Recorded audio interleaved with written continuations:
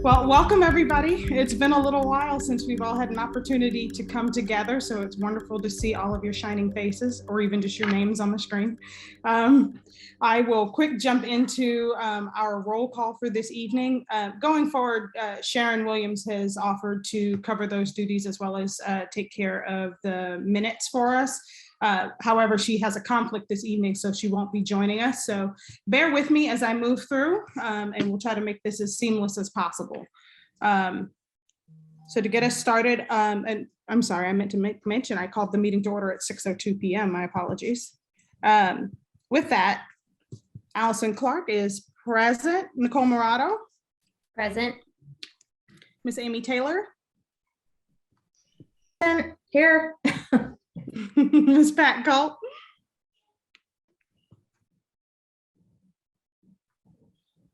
I see you, you're just muted. Sorry, okay. Present. No worries. And as mentioned, Sharon Williams is not with us this evening. Mr. Sean Billingsley. All right, I don't see him. Mr. Tory Tucker.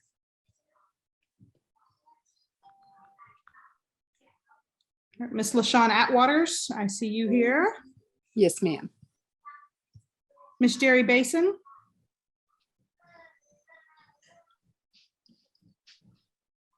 I see your name, but you're muted.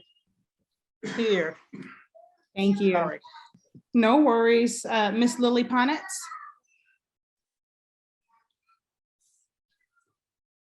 I know Miss Ann Phillips will be joining us a little bit later this evening. And there's my son. He's with us right now. Miss Shirley Nichols. Here. Thank you. Miss Ophelia Lee.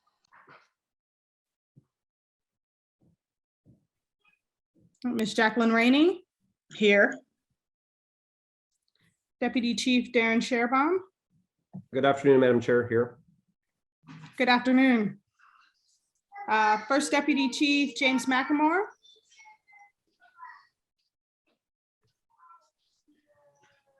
All right, Mr. Dustin Hillis.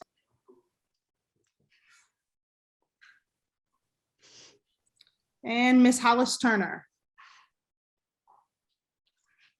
Madam Chair, Allison and Phillips did also just join. Oh, perfect. Wonderful. Hello, Anne. Good evening.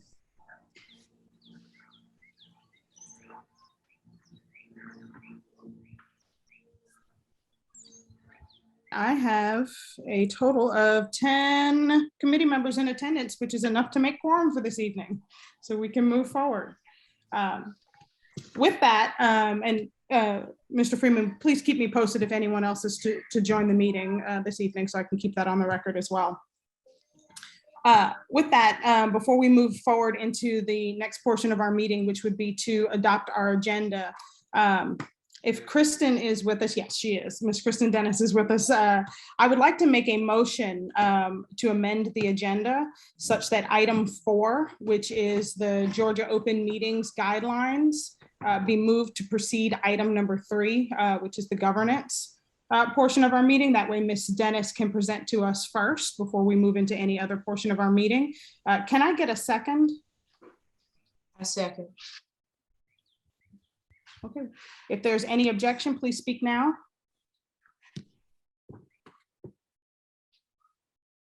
All right, it is so amended. With that, we will move into the Georgia Open Meetings Guidelines portion of our discussion for this evening. And just to sort of give you all a quick overview, it's an effort for us to ensure that all committee members have a full understanding of our responsibility relative to our service on this committee and the parameters of open meetings. And so the Chief Transparency Officer for the City of Atlanta, Ms. Kristen Dennis, will be speaking with us this evening. So please make sure you pay special attention to her presentation, and then we will move into the remaining portion of our meeting. Ms. Dennis? Hello, everyone. Can you hear me? Sure can. Awesome. I am going to attempt to share my screen so I can show you a presentation. Can you let me know when you can see it? I can see it. We can see it. Okay, excellent. Okay, so do not be afraid. This is not a very long PowerPoint presentation. The Open Meetings Act actually is not that complicated. It's just one of those things that you kind of need to know about because it's not necessarily intuitive, especially for those who may not have kind of grown up in a public space like at the City of Atlanta. So I'm going to start, oops, I went too far. I'm going to start off with minimizing all of our faces so I can see my slides. First, I'm just going to share some of the basics. So the purpose of the Open Meetings Act, this is one of the two primary open government laws in the state of Georgia. First being the Open Records Act, which is actually a lot more complicated and more complex of a statute. But the Open Meetings Act is its kind of sibling. And the purpose behind both of these laws is to give regular citizens an access point into the inner workings of government with the idea that that creates confidence in what's being done and gives people a better idea of what our elected officials and those who do work adjacent to the elected officials are doing. And so the Open Meetings Act applies to governing bodies, and it applies to governing entities created by governing bodies. So it does not apply to just any gathering of individuals who are affiliated with a public agency, but specifically is going to apply to a governing body or someone or an entity that they create. So that would, at the City of Atlanta, that's definitely our city council and all of our city council committees. There are four basic requirements of the Open Meetings Act. That's notice, an agenda, minutes, and access. And I'm going to go through each one of those things in just a little bit more detail. And the law does allow for meetings to be, public meetings to be closed for very, very specific reasons. So the definition of a meeting is really the baseline where you start your analysis for under the Open Meetings Act. The Open Meetings Act does not apply unless you are in a gathering that is a meeting. And I use those two terms intentionally. So a group of people who are in the same place, who are not having a public meeting, in my vernacular, are having a gathering. And in that case, none of the requirements that I'm about to talk about would apply. Now, people can always choose to follow some of these guidelines if they're not having what's defined as a meeting, but it's not a legal requirement. And that's a big distinction because we do have entities at the city who are not necessarily subject to the Open Meetings Act who choose to subject themselves to some of the requirements.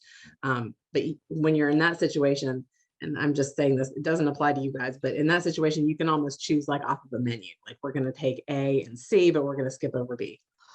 But for entities that are subject to the Open Meetings Act like this one, anytime you have a gathering of a quorum, that is your trigger for an open meeting.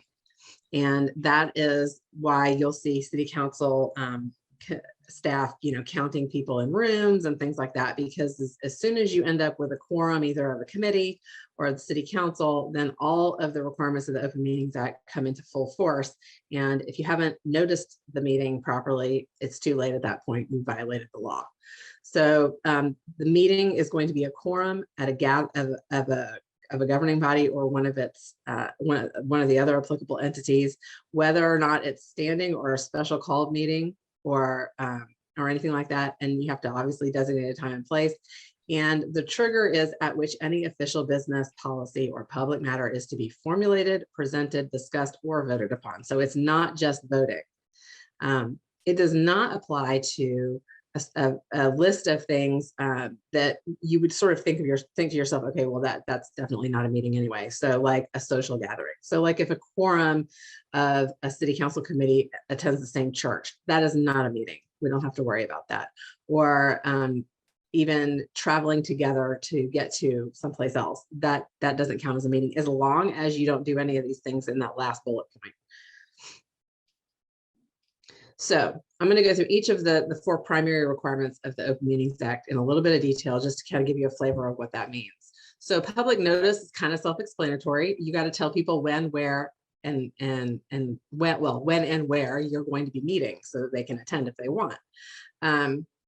For a regular meeting, it's supposed to be, you're supposed to provide the public notice at least 1 week in advance.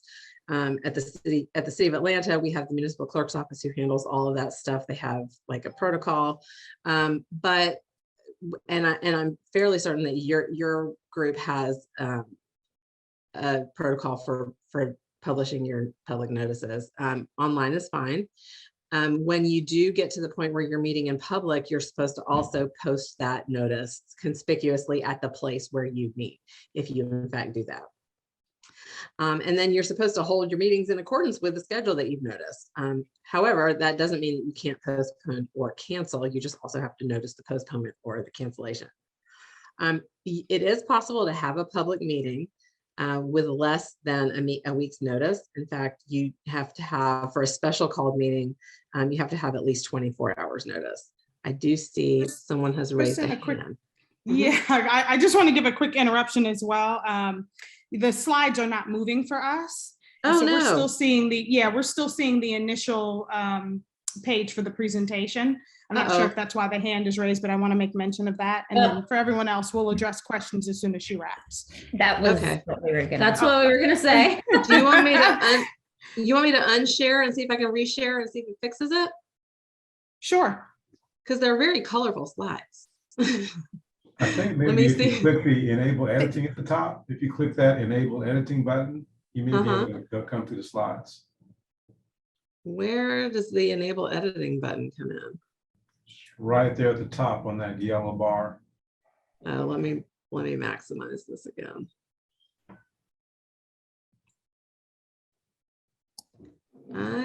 Okay, so I don't have a yellow bar. Are you showing Adobe or your PowerPoint slide? I am going through a PowerPoint. The enable editing is in the PowerPoint, not Zoom. Oh, let's see. You'll need to come out of the screen share to make that adjustment and then screen share again. Okay, let me stop sharing. Sure. Let me go to this PowerPoint.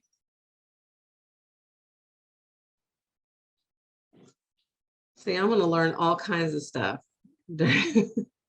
There, enable editing. Is that what I needed to do? That's it. All right, let's see where we are now.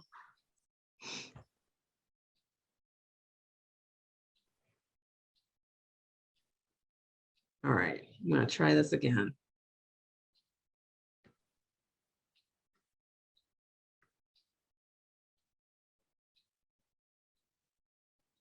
All right. Can you see it? There you go. All right, let's Yes. see. Let's get started. Let's see if I can make this the slideshow. There we go. All right, cool. All right, so this was the basics. So we already went through that. The definition of a meeting. Again, really the important word here is quorum. So here's public notice. And again, most of the time you need at least you're supposed to have your notices out a week before the meeting. You can have an emergency meeting with 24 hours notice, but there are some special rules that you have to follow, like you have to call the newspaper and stuff like that. If that ever is a situation that you run into, please feel free to reach out to me, because it's not one of those things that you're going to remember, and I can help you with that. All right, so we had the quorum, we had the notice. The next thing is the agenda. So for every public meeting, you're supposed to create an agenda that includes all of the things that you expect to discuss during that meeting. And that agenda is supposed to be made available upon request prior to the meeting. So you don't have to like make copies of it available. Well, you're supposed to have a copy available at the meeting, but like before the meeting, all you have to do is if somebody asks you for it, you're supposed to provide it. If you want to post it online, you can also do that. That can be a much easier way to give access to people for the agenda. And you don't have to create the agenda super far in advance, but you're supposed to have it, kind of close to the meeting, not more than 2 weeks. And this is the last point is something that is important to know. You are able to address issues during your meeting that are not on your agenda before the meeting starts. So that would be a situation where if something came up and you needed to talk about it at that meeting, you could amend the agenda during the meeting in order to add it. But you do have to follow your procedural processes in order, make a motion and have a second and take a vote to amend the agenda. So minutes are kind of a hot topic for us at the City of Atlanta. We've had several lawsuits filed around alleged violations of the Open Meetings Act. This isn't that complicated though, as people sometimes want to make it that way. The minutes, the purpose of the minutes is so that someone who was not able to attend the meeting could pick them up and get a general sense of what it is that happened at the meeting. And so they're supposed to be promptly recorded. You're supposed to make them available to the public no later than the next regular meeting. Because if you, as you all know, at your regular meetings, you will approve the minutes of the previous meeting. So they don't become a public record until you've approved them, which gives you the opportunity as a body to look at them, make sure they accurately reflect what happened at your meeting, make sure there's no errors, that sort of thing. So once they're approved, then you can either just have them available for when if people request them, or you can proactively post them online. You're not required to do that, but you can. So at very minimum, the minutes are supposed to include basically a list of who all from the body was present, a description of each motion or discussion or proposal that was made. If it is a motion, then the identity of whoever made who made the motion and who seconded it. And then you're supposed to record all votes. And the record of all votes is the name of every single person and how they voted, unless it's unanimous. So you can say that the vote was unanimous. And you have to make sure that you have to break it out. Yeses, nos, abstentions. You are also supposed to take minutes of an executive session, but those are not necessarily the same level of detail. And they're not a public record. So that, because if you think about it, you go into a closed session so that the public doesn't hear everything that goes on in the session. It wouldn't make a lot of sense for them, the meeting minutes of that executive session to be public. So the minutes for an executive session, if you ever do have one, and I don't know if you guys do or not, but are very rudimentary. It's like, this is the statute section that lets us have an executive session, and these are the people who were in it. So executive sessions are an opportunity to have a discussion for very, very limited purposes outside of the public view. And as you can imagine, since the whole point of the Open Meetings Act is to allow the public to see what's happening, the exemptions that allow you to go into executive session are very narrow. Basically, you can talk with an attorney who represents you about an actual legal matter that is ongoing. So it's not just general legal advice. You have to be discussing an actual legal controversy. You can talk about personnel matters, like disciplinary action or something like that. You can talk about real estate transactions where confidentiality is necessary. For example, if you were discussing whether or not a purchase price was too high, that sort of thing. And you can go into an executive session to discuss records that are exempt from the Open Records Act. And the best example of that is like a medical record, right? So it wouldn't make sense to have a discussion in public about something that is not public. And so if you were to have an executive session, you'd have to, it would have to be for one of these very limited reasons. And then you have to, oops, too far. Once you come out, you have to vote to go into executive session. So it has to be a quorum present for that to happen. You have to vote to come back into regular session once it's over. And then whoever was presiding over that part of the meeting has to execute an affidavit that the only thing that was talked about was this bit that was allowable for executive session. And that affidavit has to be filed with your minutes as well. So it's a really complicated process. It's one of those things that, you know, if you need it, you need it, but you probably want to avoid it if possible because it can get complicated. But sometimes it's unavoidable. The enforcement of the Open Meetings Act is the same as the Open Records Act, but in this case, we're just talking about the one. It's a little unique because both the courts and the Attorney General's office have jurisdiction to enforce compliance and can also seek penalties. And so how that works in real life is if somebody thinks that you violated the Open Meetings Act, they can do three things. They can either file a lawsuit directly in the court and say, you know, so-and-so violated the Open Meetings Act, and it'll progress like a lawsuit. And in about 2 years, we'll know whether or not the court agrees. Or the person can contact the Attorney General's office and file a complaint with them. And they have an informal mediation process for open records and open meetings violations, which actually, believe it or not, works really well. So they will reach out to whoever is alleged to have violated the statute and say, hey, you know, we're not making any judgments about this, but you tell us what happened from your perspective. And they try to work it out, because most of the time with both open records and open meetings, if there's a violation alleged, a lot of times it's just a miscommunication or a misunderstanding about what actually happened. And so it's an opportunity to work it out. It's great. I like it. However, the third option is they can do both at the same time, or the Attorney General's office, if they think that the entity did violate the law and is obstinately not trying to work it out, they can file a lawsuit as well. And that's all kinds of bad, and no one ever wants that to happen. Luckily, it doesn't really happen much. At the end of the day, if somebody violates the law, they can be subject to penalties, and it's a criminal, well, so it could be either a civil or a criminal penalty. The penalty is the same, right? So it's $1,000 penalty. There's no one's going to jail over this, but it's $1,000 fine for the first violation and a $2,500 fine for the second, and more than that. The real issue is that if you're found to have knowingly and willfully violated the Open Meetings Act, so you knew what you're supposed to do, but you did it wrong on purpose, that's a misdemeanor criminal violation. And those are not good for anyone. Well, they're not good just generally, because nobody wants to be a criminal. But if you have a professional license, that can impact your ability to recertify your license. So, or you can lose your license entirely. So that's not a good thing either. And of course, nobody just wants to get fined. I mean, that's $1,000 is a lot of money.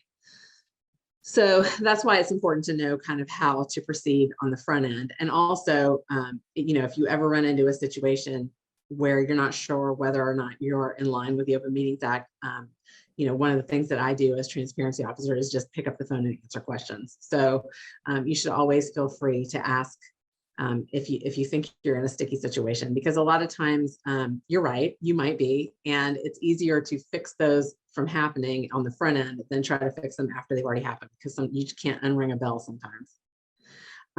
That is a very, very brief, quick overview of the Open Meetings Act. I'd be happy to entertain any questions that you all might have of any specifics that apply to you all, or just generally even. With that, the floor is open to any questions. Please raise your hand and you will be given the floor.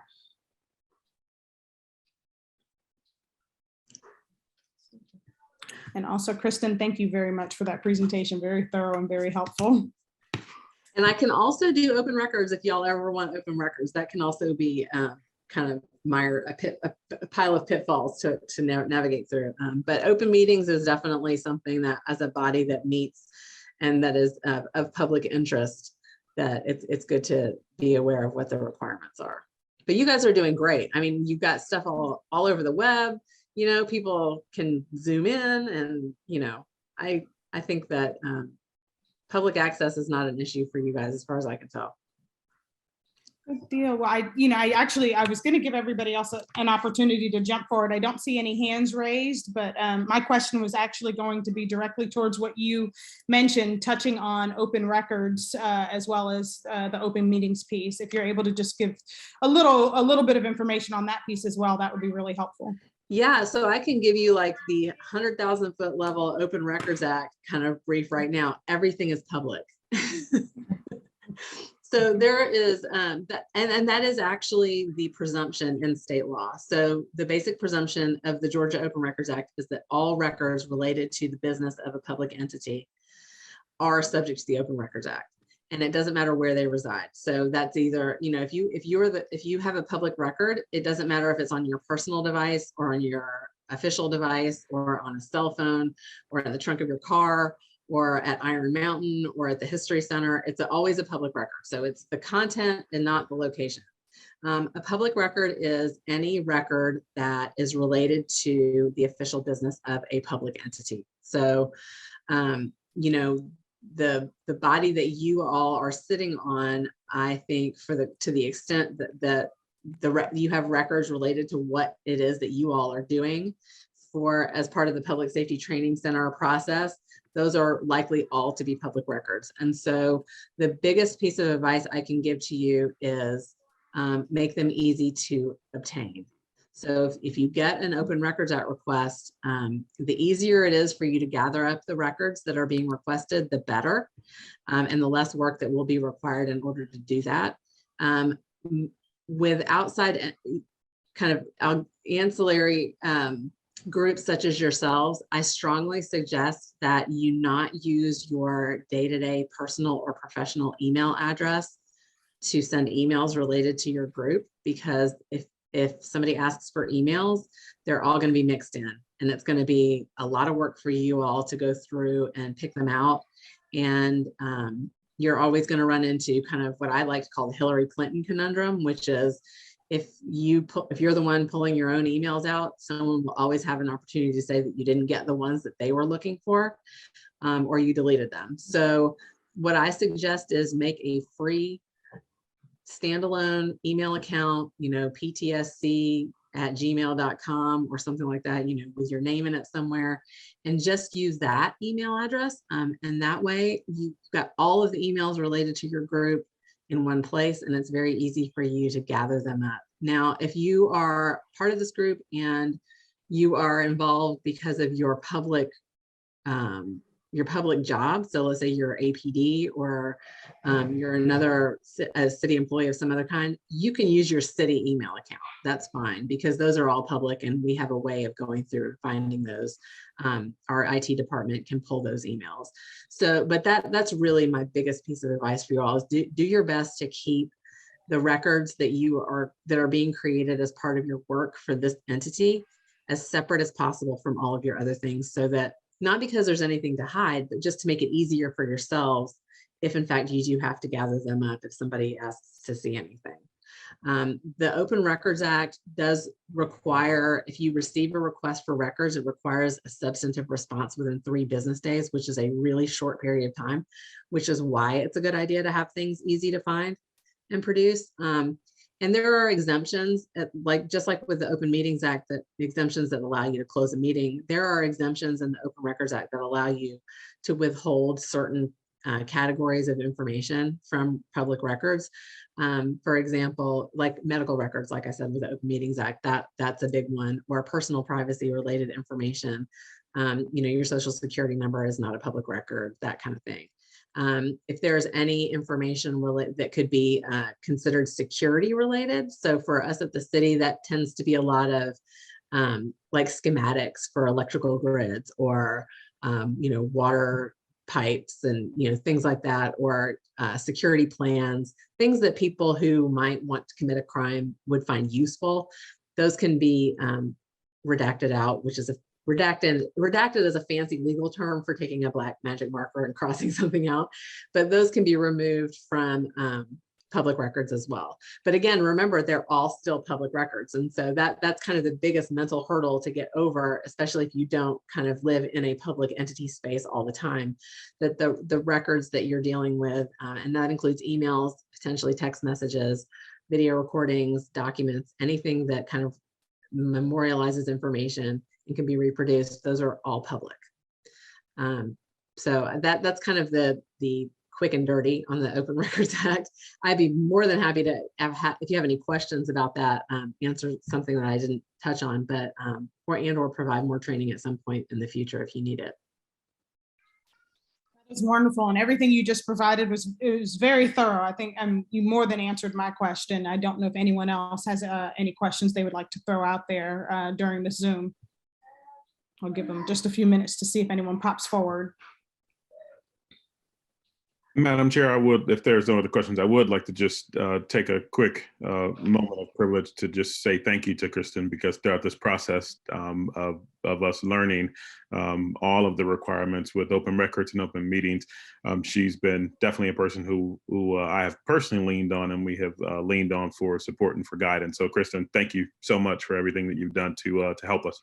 Really appreciate it. You're very welcome. You guys are doing yeoman's work, and I would like to thank you all for all what you're doing for the city. I've been with the city for a very long time, and it's always great to see our citizens so involved and interested. Awesome. Wonderful. Thank you so much again. We certainly appreciate having you with us tonight, and I'm certain we will lean on you many more times as we move forward.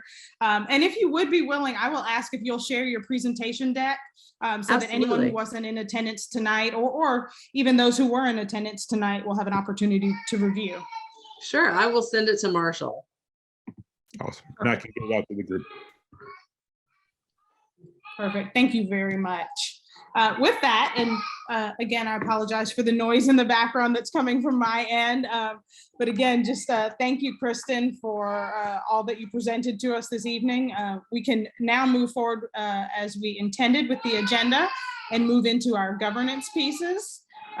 We've already adopted our agenda, so let's move into the adoption of our minutes. If you would, please unmute yourselves if you have any objection to the minutes, but I will first ask if there's someone who would like to go ahead and make the motion to approve or to adopt the minutes. I make a motion that the minutes be approved as stated. As And is that written, you, Jerry? yes. Okay. Do I have a second? I'll second the motion. Who's seconding? Please announce yourself. I did, Jacqueline. Ah, okay, Right. thank you. Jacqueline Rainey. Thank you. And if you would, if you all are unmuted, if you have an objection, please speak now. All right, with that, our minutes are adopted. Thank you very much. And all of you should have received a copy of the bylaws for the committee. Finally, we are there. And so they are before you. I would like to see if we can get a motion to approve the bylaws as well. I offer the motion that we approve the bylaws. Thank you, Ms. Culp. I second that motion. Shirley Nichols. Okay, thank you, Ms. Nichols. And with that, do we have any objection?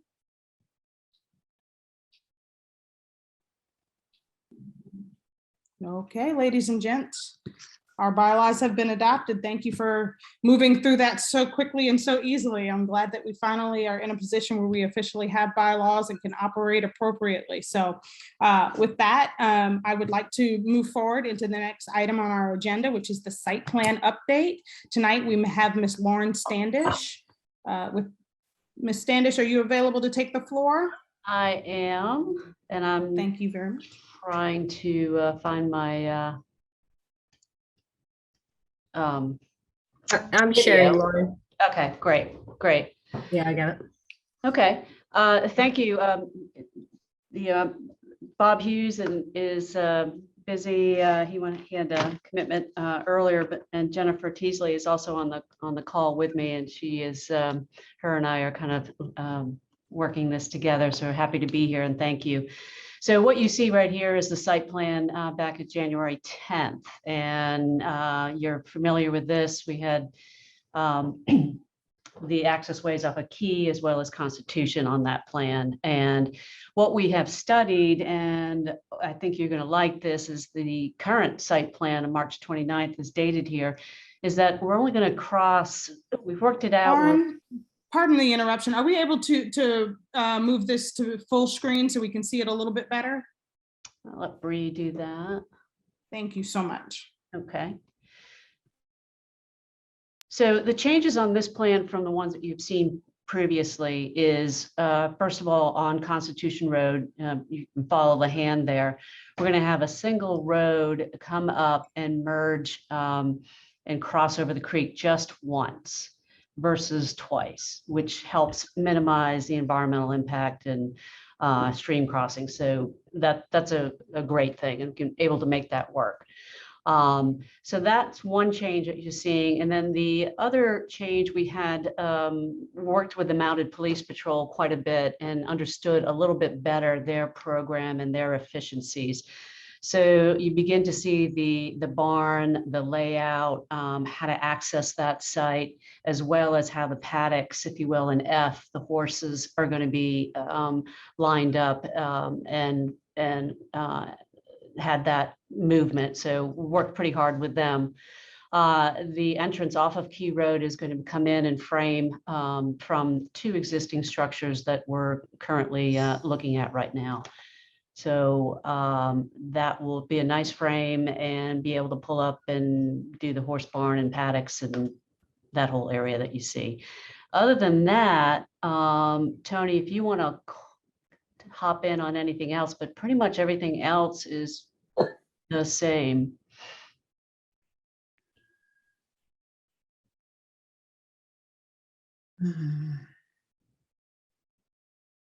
I think you got it, Lauren. Great. So if anybody has any questions.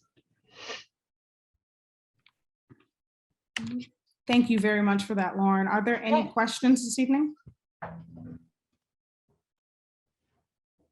Miss Amy Taylor, you have the floor. Hi, Amy Taylor. I'm just trying to look at this and figure out. Okay, so you say that the entrance is going to come in from Key Road, but where H is. How does that go into the public park space, or is that going to be another entrance further up? Yeah, that is only for the mounted police. It's not, so it's controlled access.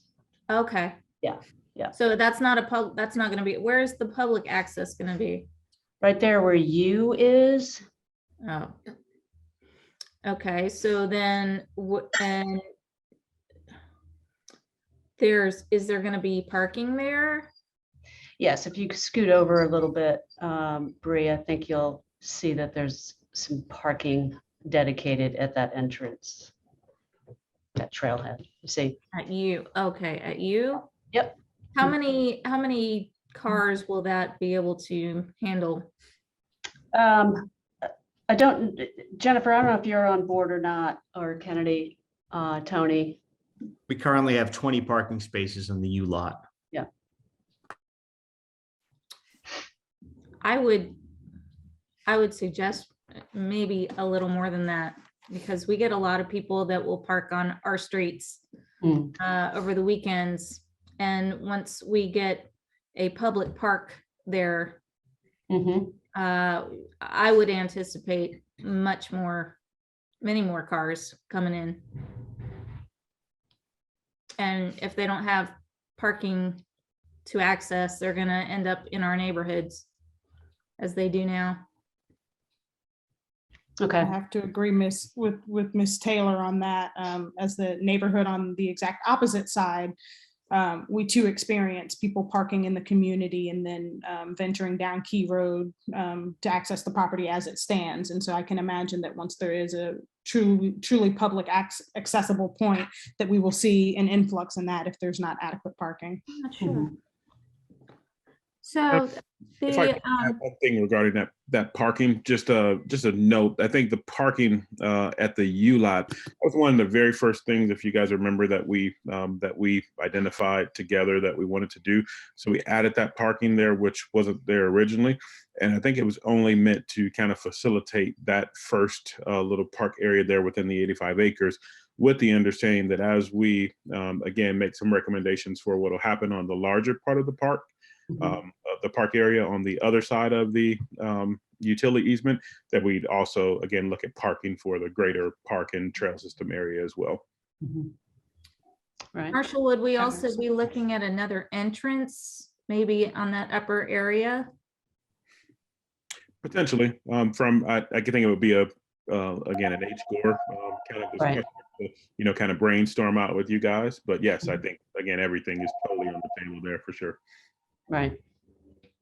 And does that mean that is there connectivity? Will there be current connectivity from sort of the 85 acres U area to the T public area? Right. So if you come in at U, there's a pathway C. You can you begin to see the pathways around that, and then as you follow that cursor right there, we've intentionally left a gap in the pastures, the horses, and be able to transfer over into the T, the larger T, and then access that route into the park, future park. Between the two bodies of water there by you, isn't there a kind of a crossover already there?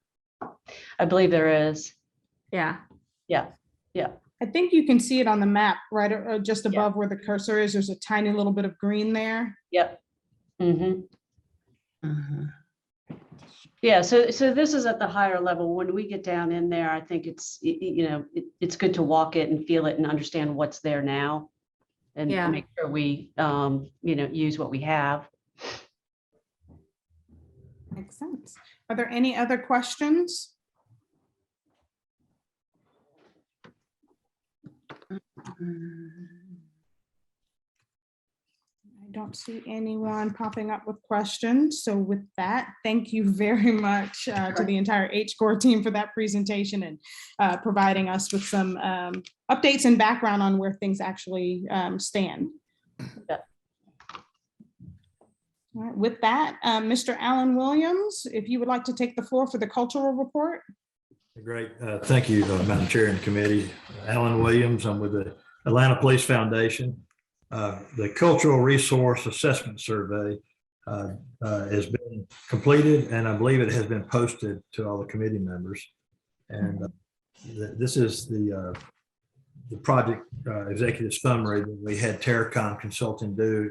I'm not going to read this to you again. I read it to you from the last meeting, but that's still available. That's kind of the executive summary recap.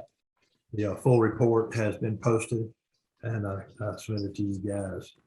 Madam Chair, I'd like to ask that if everyone will take the next several weeks and read the report, and if they have any questions, just send them to you in writing, and then we can get them back to our consultants and hopefully respond and answer those questions for the next meeting. That's possible. And other thing I'd like to note when you go through the report is the cultural assessment. We did go ahead and do the ground sampling over in the prison area, existing prison area. But we did not address the prison structure. And I think everybody needs to listen to this, because the reason that we did not is because early on during our original proposed lease area, it included this area, but through the revisions, it does not include the prison area now. But since we had already contracted with Terracom to do the sampling, we went ahead and included that report. So the ground sampling for the prison area has been done and including the report, but the prison structure has not been, but the prison structure area is not in our lease. So I just want to make sure everybody understands that when they read the report. So Madam Chair, that's all I have as far as the cultural resource survey. Well, thank you very much for that, Alan. And what I will ask is that committee members take from now until next Tuesday, which is April the 5th, to provide any questions you may have on the report that is available to you. If you would provide those questions to me, I will get them over to you, Mr. Williams, and that way we can get answers ahead of next meeting. Is everyone agreeable to the April 5th date? If there's any objection, please speak now. All right, thank you all very much. Madam Chair, thank you. last quick note about that. If the committee is okay with it, I would like to go ahead and post that cultural report publicly to the public. If nobody has any objections to that, I could post it following this meeting. That would be wonderful. Are there any objections from the committee?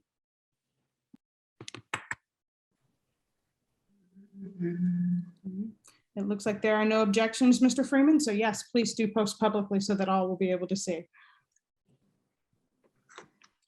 With that, we will move into our next piece of business here, which is the committee report. I will keep this super short and sweet for you all.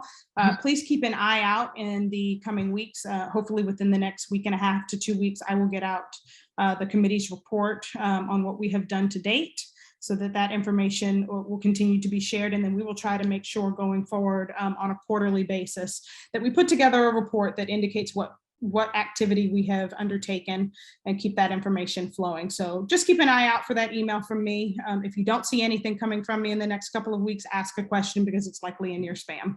And so I want to make sure that you guys are paying attention for that. With that, I want to open the floor for general discussion. Are there any comments or questions that anyone has this evening?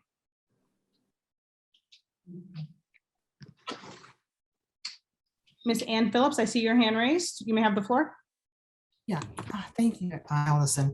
Just have a general question, and I guess this is more geared towards Marshall than anybody else. I have been hearing from the APAP Public Safety Chair that this facility is considering space for agencies like ACRB and other agencies. Is there enough space for those kinds of things? I mean, he specifically named ACRB, but then before that, they had identified perhaps some other uses for some of the space there. And I just wanted a little bit of clarification as to whether the space is actually going to be large enough to accommodate those kinds of public meetings and things of that nature. Yeah, thanks. And so one of the things that we have been doing, so first of all, I don't think there's been, from my perspective, any conversations about any specific organizations or anything like that that would use the facility. That would be totally news to me.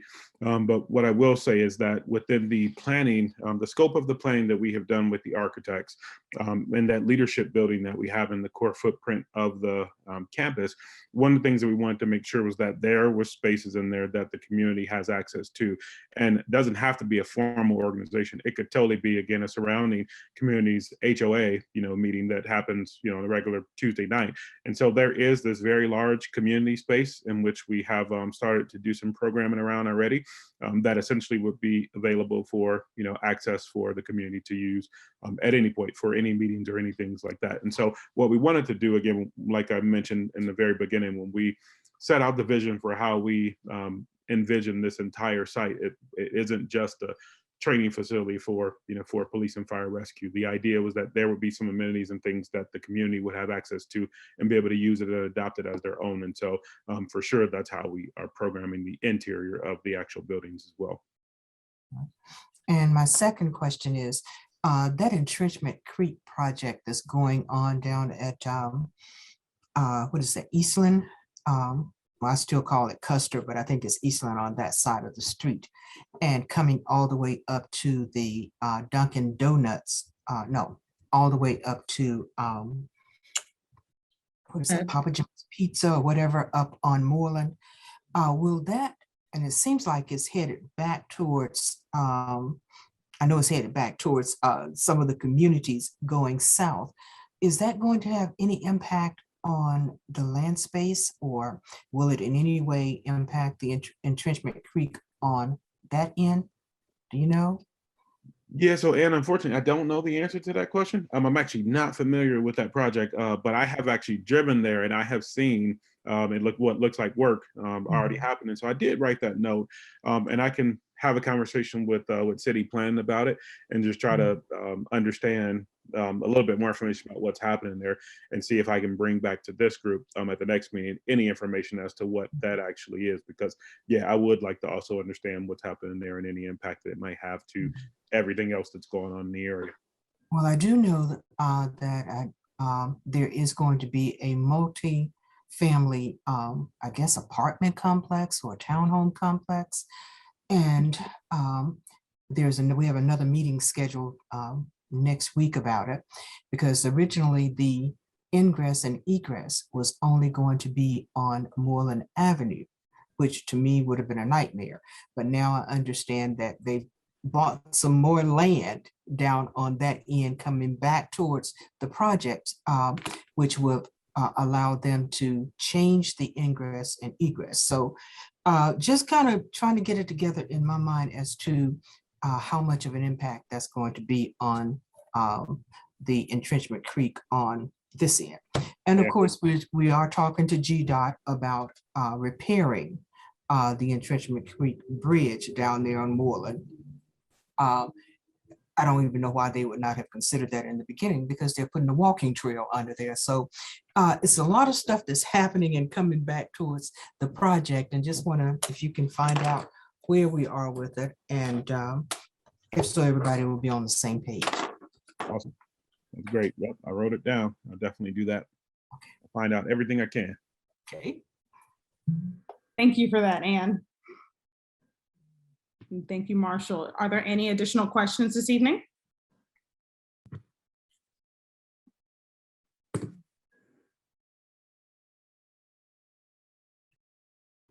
Okay, I don't see any hands up, and I haven't heard. Oh, there we are. Go for it, Miss Amy. Hi, sorry.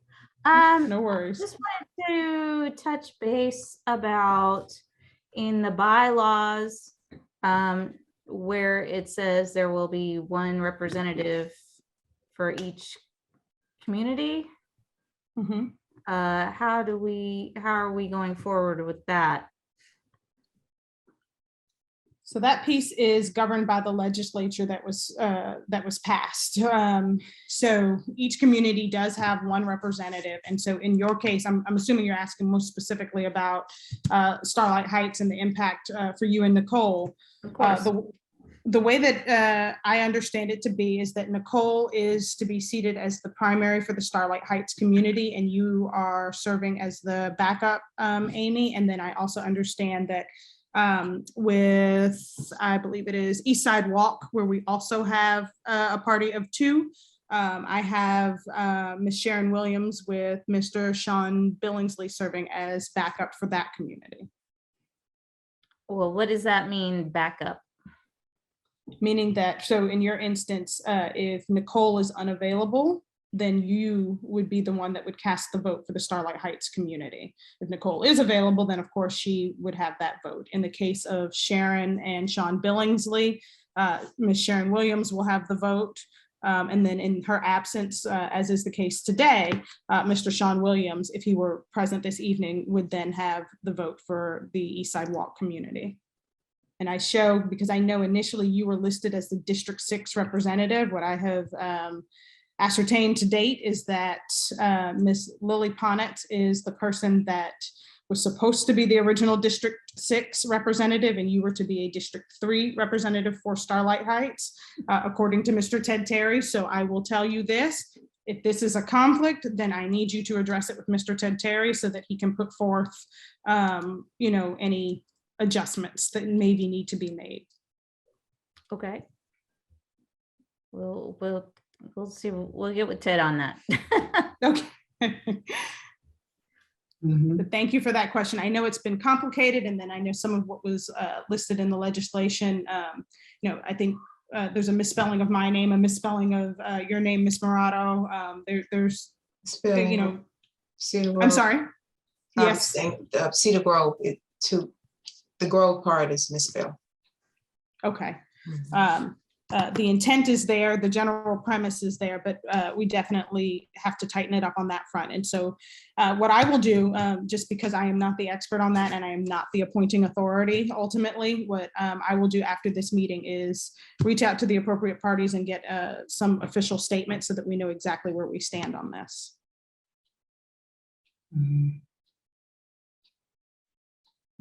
Are there any additional questions?